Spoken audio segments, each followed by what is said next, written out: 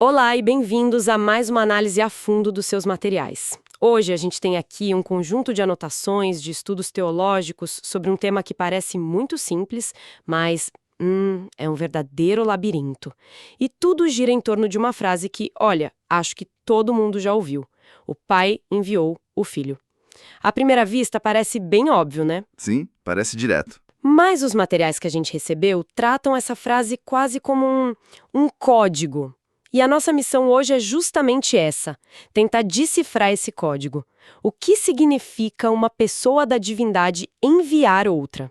Se são um só Deus, como é que essa dinâmica de enviado e enviador funciona sem, sei lá, criar uma hierarquia? Vamos tentar destrinchar o que está por trás dessa relação.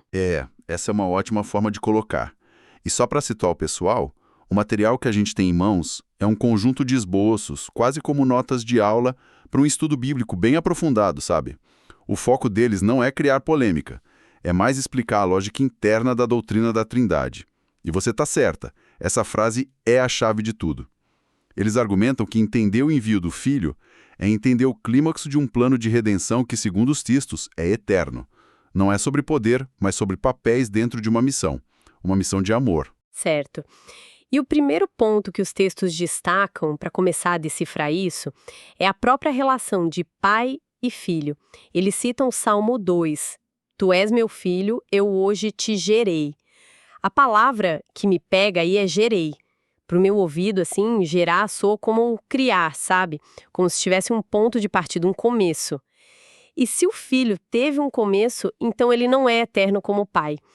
Como é que os textos resolvem esse nó? Esse é o pulo do gato teológico. E, honestamente, foi o ponto que quase rachou o cristianismo lá no século IV. A distinção entre gerar e criar, ela é a base de tudo. Seus materiais mergulham fundo nisso. Eles explicam que criação é fazer algo a partir do nada, ou de outra substância. Uma cadeira é criada da madeira, né? O universo, do nada. Mas gerar é produzir algo da mesma natureza que você. Seres humanos geram outros seres humanos. Cães geram cães. Ok, a analogia ajuda bastante. Então, quando os textos falam que o pai gerou o filho, eles estão dizendo que o filho compartilha a mesmíssima essência divina do pai? Exatamente. E essa virada de chave foi o centro do debate no famoso Primeiro Concílio de Nicéia, lá em 325 d.C. Seus materiais mencionam isso. Havia um presbítero, Ário, e a ideia dele era muito lógica. Por isso mesmo, muito popular. Ele dizia que Jesus era a primeira e mais perfeita criatura de Deus. Um ser assim, sublime, quase divino, mas não Deus na mesma medida que o Pai. Ele foi criado antes de tudo, mas ainda assim, criado. O que na prática faria dele uma espécie de super-anjo, né? Não o próprio Deus. Perfeito, é isso. E os bispos lá em Nícia perceberam que, se o ar estivesse certo, toda a base da salvação ruiria, porque um ser criado não poderia salvar a criação. Então eles forjaram uma linguagem extremamente precisa no credo niceno. Eles afirmam que o Filho é gerado, não criado.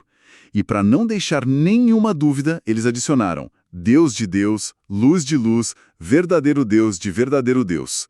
Eles estavam cravando a ideia de que essa geração é eterna, não é um evento no tempo, é uma descrição de uma relação que sempre existiu. Olha, aqui tem um ponto nos materiais que eu achei fascinante. Eles descrevem essa geração não como um início, mas como uma escolha da pessoa do filho para executar as ações divinas. É quase como se, na eternidade, o plano fosse desenhado pelo pai e o filho fosse o executor perfeito da obra. Isso muda completamente a minha perspectiva sobre a dinâmica deles. Não é sobre origem, é sobre função. É a melhor maneira de resumir. É uma distinção funcional, não de essência ou de tempo. Tanto que as fontes fazem questão de lembrar de outros títulos de Jesus que reforçam essa eternidade, tipo o Pai da Eternidade, de Isaías, e o Alfa e o Ômega, de Apocalipse. A geração eterna, portanto, é a base para a designação do Filho para a missão da salvação. É um plano, como as fontes citam lá de 1 Pedro, traçado antes da fundação do mundo. É um acordo eterno. Certo. Entendi a parte da geração eterna como uma relação de natureza, não de tempo. Mas isso me joga em outra dúvida que as fontes levantam. Se eles são perfeitamente iguais em poder, em majestade e em essência, por que essa dinâmica de um que envia e outro que é enviado? Isso não soa hierárquico?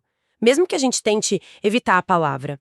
Uma das fontes até usa o termo subordinação funcional, que, para mim, parece um jeito elegante de dizer um manda e o outro obedece. E é uma tensão real nos textos, viu? A chave, como você mesmo apontou, está na palavra funcional. Não é uma subordinação de natureza. É uma subordinação voluntária para cumprir uma missão específica. Pensa numa equipe de cirurgiões, de elite. Todos têm a mesma formação ou a mesma capacidade, certo? Uhum. Mas durante uma cirurgia, um é o cirurgião-chefe que lidera o procedimento. Ele não é melhor que os outros, mas ele assumiu um papel de liderança para que a operação seja um sucesso. A submissão dos outros é voluntária e funcional para aquele propósito. Gosto da analogia. Então, o pai assume o papel de planejador, de princípio sem princípio, como uma das fontes o chama, e o filho assume voluntariamente o papel de executor. Isso. A declaração de fé que os materiais citam é muito clara nisso. Diz: o pai planejou a redenção e o filho, ao ser enviado ao mundo, realizou-a. E essa ideia é reforçada pelo próprio Jesus inúmeras vezes nos evangelhos. Os textos usam a analogia de um embaixador. O embaixador tem a autoridade total da nação que representa, mas ele não age por conta própria, né? A honra dele está em cumprir perfeitamente a missão que lhe foi dada. Jesus diz em João 6,38, uma passagem muito citada aqui: porque desci do céu não para fazer a minha vontade, mas a vontade daquele que me enviou. Ele se vê como esse embaixador perfeito. Peraí, mas tem uma passagem que parece contradizer tudo isso. E as fontes citam ela.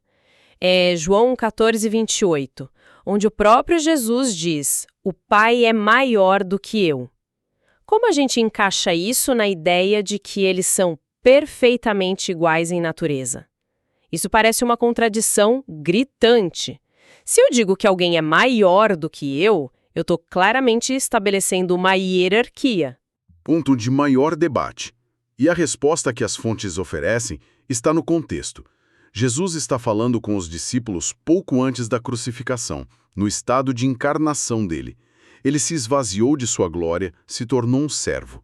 Nesse estado de humilhação voluntária, como o enviado em missão, o enviador, que é o Pai, ocupa uma posição funcionalmente maior.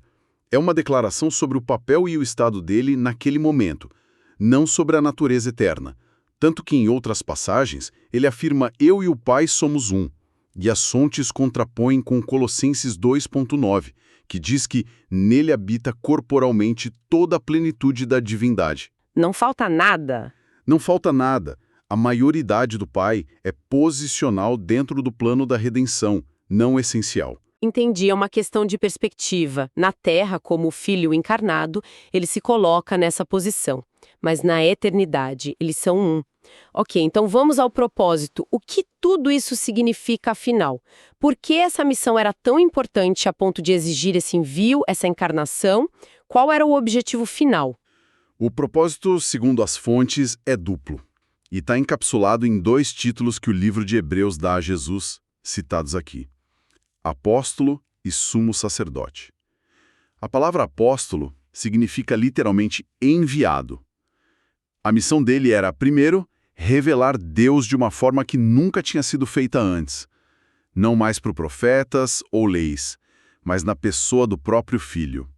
Ele é a imagem exata de Deus. E a parte do sumo sacerdote? O que isso quer dizer? Essa segunda parte, a da execução da salvação. O sumo sacerdote no Antigo Testamento era quem oferecia sacrifícios pelos pecados do povo.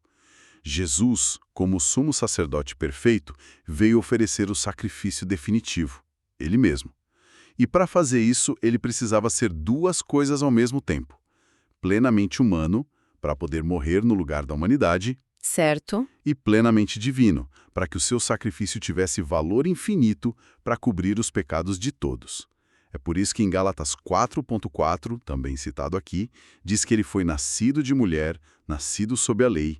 Ele entrou no nosso sistema para nos resgatar de dentro. Ele se tornou o Cordeiro de Deus que tira o pecado do mundo, como João Batista o descreve. E os textos também fazem uma observação interessante sobre o timing disso tudo, que o envio aconteceu na plenitude dos tempos.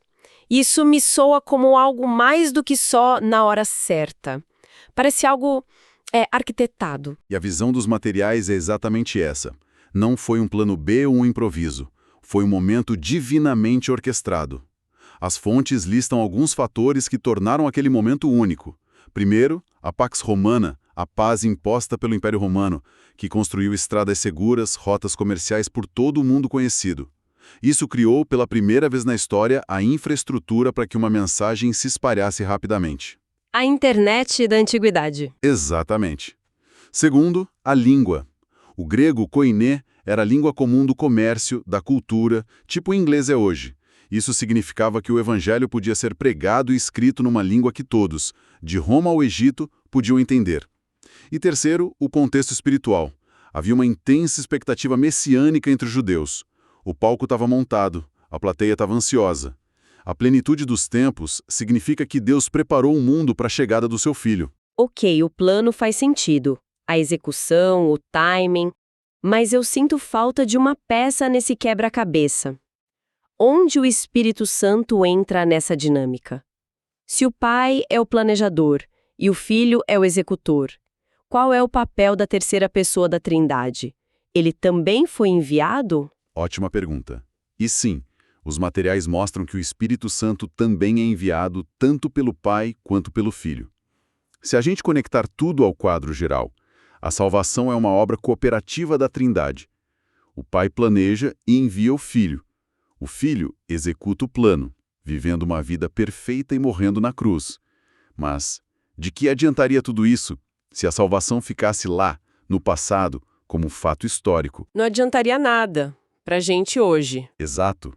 É aí que entra o Espírito Santo. A função dele é aplicar essa salvação ao coração das pessoas. Jesus o chama de Consolador, o Ajudador. Em João 16, que é citado aqui, Jesus diz que o Espírito viria para convencer o mundo do pecado, da justiça e do juízo. É o Espírito que abre os olhos das pessoas para a verdade do que Cristo fez. Ele pega a obra completa do Filho e a torna real e pessoal na vida de quem crê. Então, se o Pai é o arquiteto da salvação e o Filho é o construtor que ergueu o edifício, o Espírito Santo seria aquele que convence as pessoas a entrarem, entrega as chaves e as ensina a viver na casa nova. Que analogia perfeita! É exatamente isso. O plano é do Pai, a obra do Filho e a aplicação é do Espírito. É uma operação trinitária do começo ao fim. O Espírito testifica do Filho, ele glorifica o Filho, ele não chama atenção para si mesmo, mas para a obra redentora que foi consumada. E o resultado final para quem entra nessa casa, segundo os textos, é a adoção de filhos. A carta aos Gálatas diz que tudo isso aconteceu para que a gente recebesse a adoção. E por isso podemos chamar Deus de Abba Pai, uma expressão super íntima, né? Quase como paizinho. Sim, e essa comunhão que é oferecida à humanidade é um reflexo da própria comunhão perfeita que existe dentro da Trindade. Jesus diz, eu e o Pai somos um. E também que nunca esteve só, porque o Pai estava sempre com ele. A única exceção a essa comunhão ininterrupta, e os materiais fazem questão de ressaltar isso, foi aquele momento na cruz, quando ele clama, Deus meu, por que me desamparaste? Naquele instante, ao tomar sobre si o pecado do mundo, ele sentiu a separação de Deus que a humanidade merecia. Para que nós pudéssemos ter a comunhão que ele sempre teve com o Pai. A troca foi completa. A troca foi completa.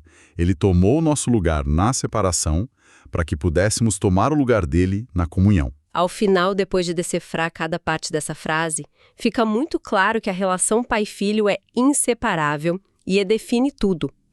Receber um é receber o outro.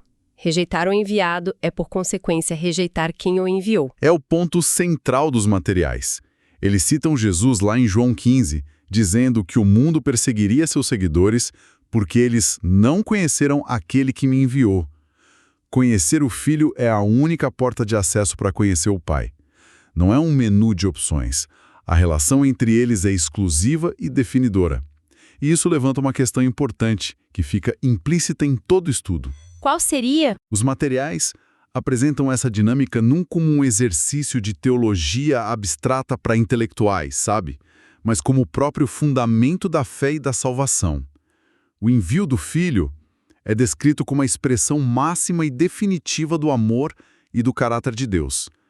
Então a reflexão final que os textos nos provocam é: se esse envio é a maior revelação de quem Deus é, como a recusa em aceitar esse enviado impacta a possibilidade de se ter qualquer tipo de relacionamento genuíno com um Deus que o enviou? É como dizer que se admira um grande artista, mas se odeia a obra-prima dele. A questão que fica no ar é: será que isso é realmente possível?